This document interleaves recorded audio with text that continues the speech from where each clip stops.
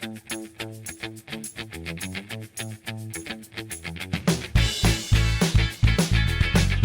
mája 2015 sa občianske združenie U psej matere predstavilo na akcii Vinohradnícky dog-trekking, usporiadanej JM Vinárstvom v Dojanoch.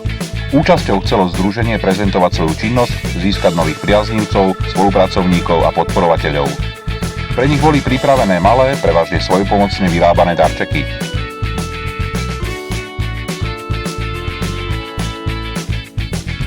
K úspechu akcie svojou prácou prispeli Broňa Plešková, Martina Vyberalová, Zuzu Sábov, Daniela Domčeková-Macková, Andrea Stiková, Miroslava Žilinská, Vlaďka Hederová, Silvia Hošofová, Zuzika, Mária Kalužáková, Monika Kečkésová, Zuzka Čerkalová a jej šikovná mama, Betka Bílená, Barbora Rajchelová, Michála Arnoldová a stavebniny Beba.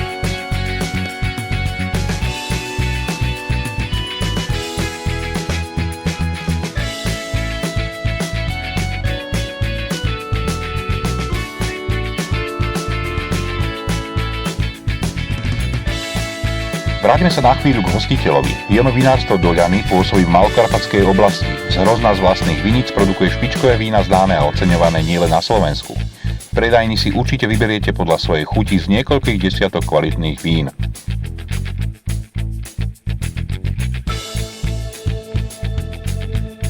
Vinohradnícky dog-trekking sa konal druhým rokom. Okolo stovky účastníkov so svojimi psíkmi absolvovali príjemnú turistiku vedúcu Malokarpatskými lesmi a vinicami. Potom na účastníkov akcie čakal program. V areáli vinárstva sa predstavili cvičitelia z Modry, ktorí predviedli základný výcvik a poslušnosť psov. Mužstvá Doľan a Kriňavy sa predviedli v životnej forme a po strhujúcom zápase sa mohli vidieť zadržanie rozhodcu a niekomu asi rozobrali auto. Okrem toho sokoliari prevetrali vtáky a deti predviedli svoj tanečný talent, ale to sme nevideli.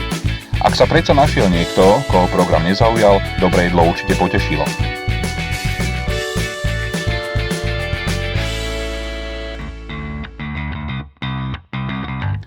Pri stánku občianskeho združenia sa striedali návštevníci, niektorí získavali nezáväzné informácie, iní sa rozhodli aj finančne prispieť.